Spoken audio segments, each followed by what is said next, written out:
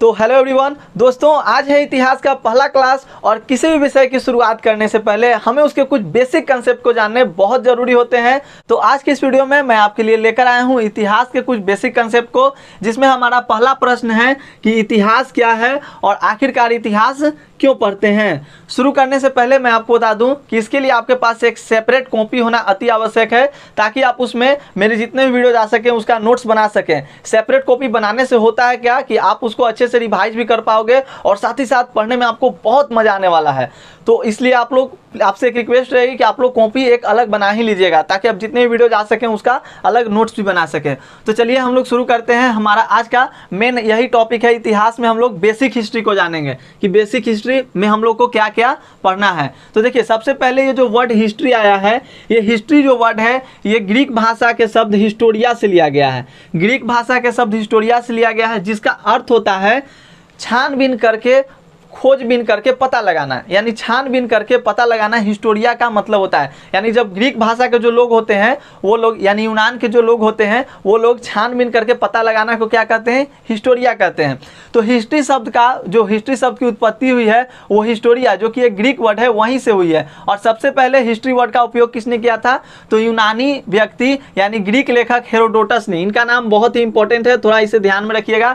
Herodotus ने सबसे पहले हिस्ट्री वर्ड का यूज किया था। ये कहाँ के थे? तो यूनान के थे, ग्रीक लेखक थे। थोड़ा सा आप इन सभी कंसेप्ट को ध्यान में रखिएगा। और देखिए, हेरोडोटस जो हैं वो विश्व के इतिहासकारों में से सबसे पहले ऐसे इतिहासकार हैं जिन्होंने इतिहास लिखने का सर्वप्रथम कार्य किया। यानी इतिहास लिखने का नींव किसी ने डाला तो उसमें सबसे पहला नाम हेरोडोटस का आता है। और रोमन दार्शनिक सिसरो ने इन्हें हेरोडोटस को इतिहास के पिता के नाम से भी कहा, यानी the father of the history के नाम से किन्हें जाना जाता है? तो हेरोडोटस को जाना जाता है, याद रखिएगा। और हेरोडोटस ने सबसे पहले अपनी पुस्तक लिखी थी इतिहास के ऊपर, तो उस बुक का नाम था हिस्टोरिका। तो हिस्टोरिका नामक बुक इन्होंने लिखा है, तो हेरोडोटस ने लिखा है। आप इसका स्क्रीनशॉट भी ले सकते हैं ताकि आप अपने कॉपी में इसको नोट डाउन कर सकें। तो चलिए पहले समझते हैं हम लोग। तो यहीं से हम लोग 3 प्रश्नों को समझ लिए। पहला क्या कि हिस्ट्री वर्ड की उत्पत्ति कहाँ से हुई? तो हिस्टोरिया से हुई है, जो कि एक ग्रीक वर्ड है। और सेकेंड हम लोग जाने कि हेरोडोटस ने अपनी हिस्ट्री की पहली पुस्तक लिखी थी जिसका नाम था हिस्टोरिका।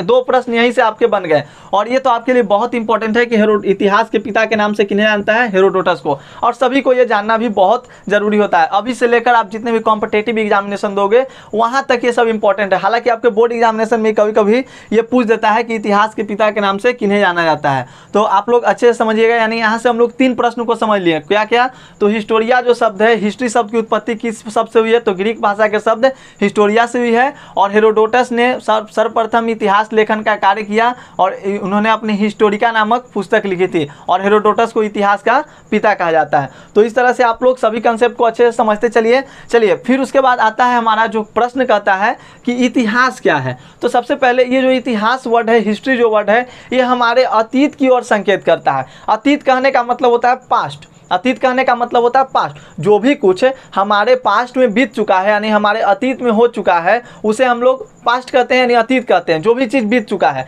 तो यानी बीती हुई बातों को हम लोग इतिहास के अंतर्गत पढ़ते हैं। तो देखिए, इतिहास कहने का अर्थ होता है, अगर आप इतिहास का फुल डिफिनीशन जानना चाहो तो सिंपली आप ये कहिएगा कि इतिहास वह समय है जो हमारे अतीत को दर्शाता है। किसको? अतीत को दर्शाता है। यानी कि इतिहास वह समय है जो हमारे अतीत को दर्शाता है। लेकिन ध्यान रखिएगा, अतीत और इतिहास में कुछ अंतर है। अतीत और इतिहास में कुछ अंतर है, मैं यही आपको समझाने का प्रयास कर रहा हूँ।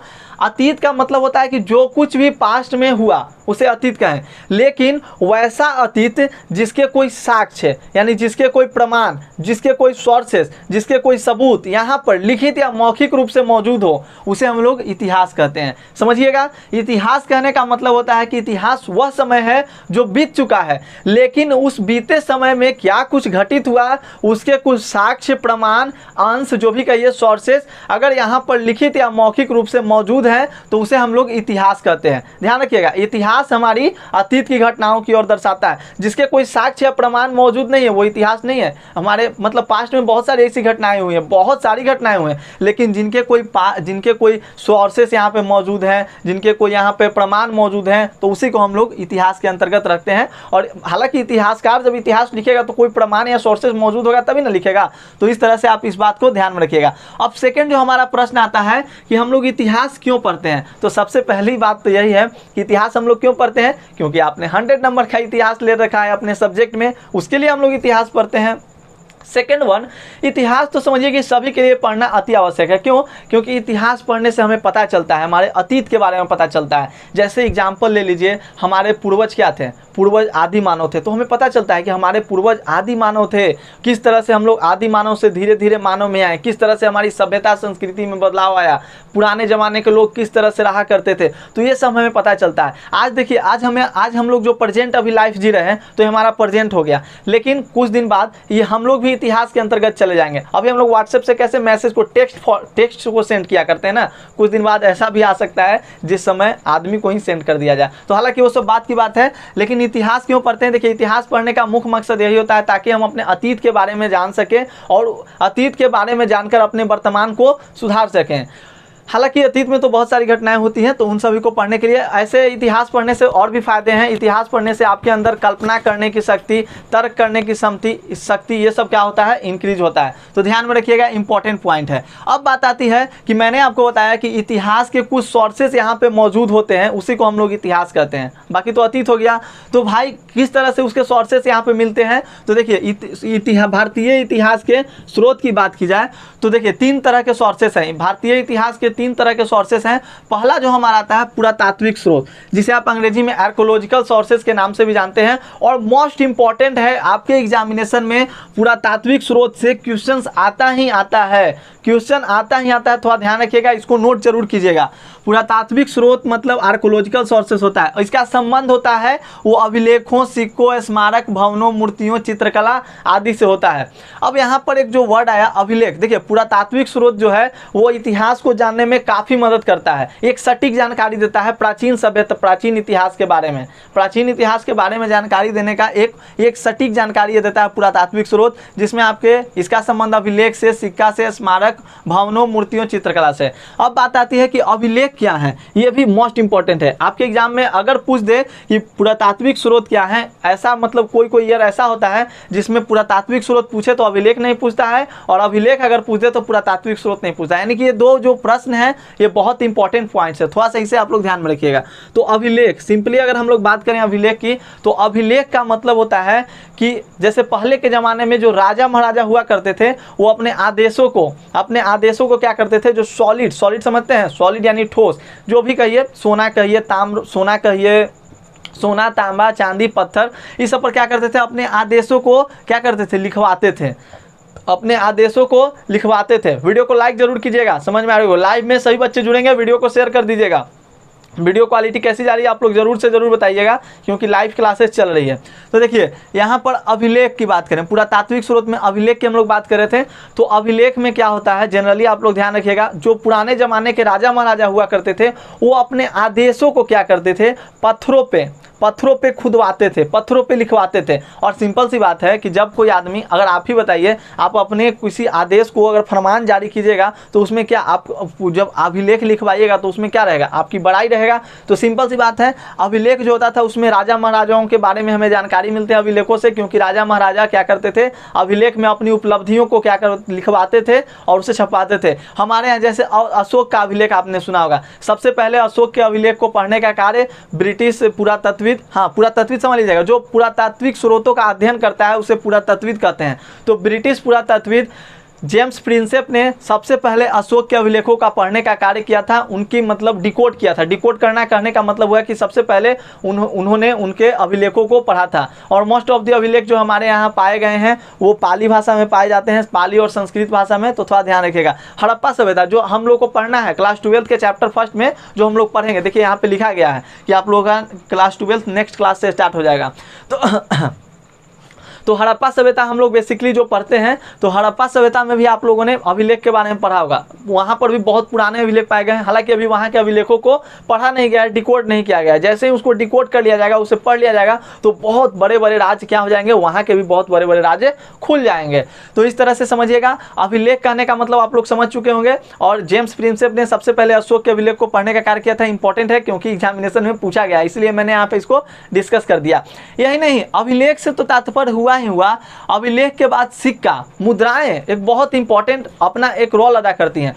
होता यूँ था, पहले के ज़माने में क्या चलता था, वस्तु विनिमय प्रणाली चलती थी। अब वस्तु विनिमय प्रणाली क्या है, तो वस्तु विनिमय प्रणाली में जैसे कि आपके यहाँ मान लीजिए कि लौकी है, अब मेरे यहाँ मान लीजिए कि बैंगन है, या भिंडी आपके यहाँ, मेरे यहाँ बैंगन है, तो आप बैंगन को हमको दे दीजिए, आप भिंडी को ले लीजिए। आप भिंडी उपजाए हुए हैं तो भिंडी आप मेरे यहाँ से ले लीजिए। यानी अदला बदली, सामानों का अदला बदली पहले किया जाता था, मुद्राएं नहीं चलती थी। और जैसे ही मुद्राओं का प्रचलन हुआ तो सिक्के मतलब बहुत जोरदार चलने लगे। और सबसे पहले आपको पता भी है, सिक्के सबसे पहले भारत में स्वर्ण सिक्के जारी किए थे। हिंद यूनान शासकों ने सबसे पहले भारत में स्वर्ण सिक्के जारी किए थे, थोड़ा सा याद रखिएगा, इंपॉर्टेंट रहेगा। तो और उसके बाद सबसे अच्छा सिक्का, शुद्ध सिक्का तो गुप्त काल में जारी किया गया था। कुषाण काल में भी सिक्के जारी किए गए थे, सबसे ज़्यादा गुप्त काल में। तो बात हम लोग यहाँ करते हैं सिक्कों से। जैसे देखिए, जो हमारे समुद्रगुप्त के बारे में सुने होंगे आप लोग, समुद्रगुप्त के समय में जो सिक्के चलते थे, मुद्राएं चलती थी, उस पर बीना रहता था, पीछे बीना रहता। तो इससे हमें क्या पता चला कि हाँ, उस टाइम बीना का भी क्या हो चुका था, आविष्कार हो चुका था। तो मतलब इससे भी हमें इतिहास के बारे में पता चलता है सिक्कों से। स्मारक कहने का जो भी कहिए, ताजमहल कहिए, पटना का गोलघर कहिए, इससे भी आपको स्मारकों से भी क्या करता है, हमारे इतिहास के बारे में बहुत अच्छी खासी जानकारी मिल जाती है। भवनों के, बहुत पुराने भवन है, आपने सुना भी होगा, हड़प्पा सभ्यता में बहुत एक से एक भवनों के बारे में पता चला है। तो इससे भी हमें पता चलता है। मूर्तियों से देखिए, मूर्ति से बेसिकली हमें धर्म के बारे में पता चलता है, किस धर्म के लोग आए, किस धर्म के लोग रहे होंगे, किस धर्म के लोगों ने राज किया होगा। तो मूर्तियों से हमें धर्म के बारे में काफ़ी ज़्यादा इंपॉर्टेंट जानकारी मिलता है। चित्रकला से भी इंपॉर्टेंट जानकारी मिलती है। तो ये सब आप लोग ध्यान रखिएगा। पुरातात्विक स्रोत, आर्कोलॉजिकल सोर्सेज क्या है, तो आर्कोलॉजिकल सोर्सेज का जनरली संबंध अभिलेखों, सिक्कों, स्मारक, भवनों, मूर्तियों, चित्रकला से होता है। इंपॉर्टेंट रहेगा, बेसिक क्लास से बहुत इंपॉर्टेंट है। सेकंड जो हमारा आता है साहित्यिक स्रोत यानी विभिन्न पुस्तकों में भारतीय इतिहास का वर्णन। हम देखिए, दो तरह के साहित्यिक स्रोत, दो तरह के, एक धार्मिक साहित्य होते हैं और एक गैर धार्मिक साहित्य होते हैं। धार्मिक साहित्य में क्या, जैसे धार्मिक साहित्य हमारे यहाँ महाभारत हो गया, हिंदुओं के लिए महाभारत हो गया, बौद्ध धर्म के लिए सुत्त पिटक, विनय पिटक, जो भी मैंने अभिधम्म में ये सब बताया भी है, आप लोग को पढ़ने के लिए आगे मिलेगा, आगे मैं इसको पढ़ाऊँगा भी। तो जनरली पहले के ज़माने में शुरुआती जब हुआ था तो उसमें मात्र 3 तरह के धर्म थे। मुस्लिम धर्म तो आया मध्यकालीन भारत में, आप लोगों का मुस्लिम धर्म का जो प्रचलन हुआ मध्यकालीन भारत में हुआ था। लेकिन जो प्राचीन भारत की हम लोग बात करें शुरुआती दौर पे, तो उस टाइम क्या हुआ था, उस टाइम 3 तरह के धर्म थे, हिंदू, जैन और बौद्ध धर्म। तो जैन धर्म के कुछ ग्रंथ आए, हिंदू धर्म के ग्रंथ आए और बौद्ध धर्म के ग्रंथ। तो उससे भी हमें इतिहास के बारे में जानकारी मिलती है। जैसे महाभारत में आप लोगों को पढ़ने के लिए मिलता है हस्तिनापुर के बारे में, रामायण में हम लोगों को अयोध्या के बारे में, जनक के बारे में, ये सब मतलब बहुत सारी जानकारियां हमें धार्मिक सोर्सेज से भी मिलती हैं। तो ध्यान रखिएगा, 2 तरह के होते हैं साहित्यिक स्रोत, एक तो आपका धार्मिक पुस्तक हो गया, एक गैर धार्मिक कहने का मतलब जैसे किसी की जीवनी कहने का मतलब समझ चुके होंगे, किसी के बारे में, या यात्रा वृतांत, कोई हमारे यहाँ घूमने आया या कोई हमारे यहाँ के लोग थे जिन्होंने कुछ किसी के बारे में लिख डाला, उससे भी हमें क्या पता चलता है, साहित्यिक स्रोत, यानी कि हमें इतिहास के बारे में जानकारी मिलती है। तो ये आपके लिए इंपॉर्टेंट है, थोड़ा सा इसे भी आप लोग ध्यान दीजिएगा। विभिन्न पुस्तकों में भारतीय इतिहास का वर्णन। नेक्स्ट जो हमारा आता है, थर्ड जो हमारा है, 3 तरह के होते हैं भारतीय इतिहास स्रोत जानने के, 3 तरह के सोर्सेस होते हैं।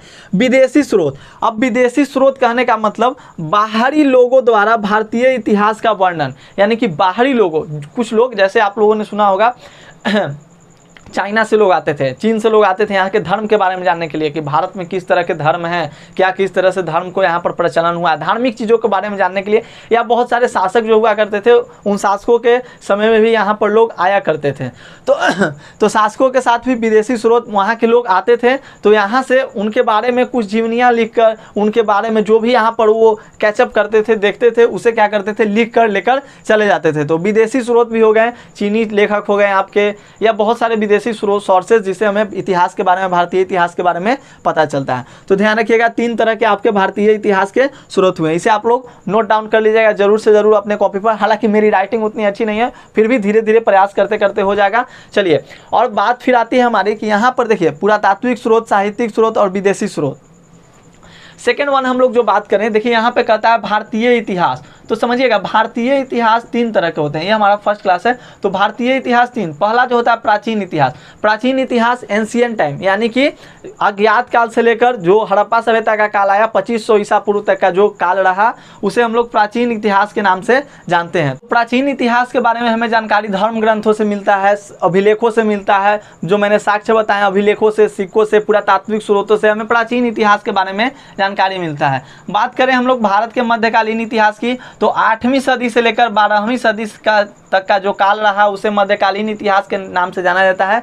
और इसमें जनरली मुसलमानों का वर्चस्व रहा। इसी समय में जो भी आप लोगों ने सुना होगा, मुसलमानों का वर्चस्व हमारे यहाँ मध्यकालीन भारत में ही ज़्यादा हुआ था। तो ये आप लोग याद रखिएगा, प्राचीन इतिहास में मुस्लिमों का कोई जिक्र नहीं था, लेकिन मध्यकालीन इतिहास में मुस्लिमों का वर्चस्व रहा।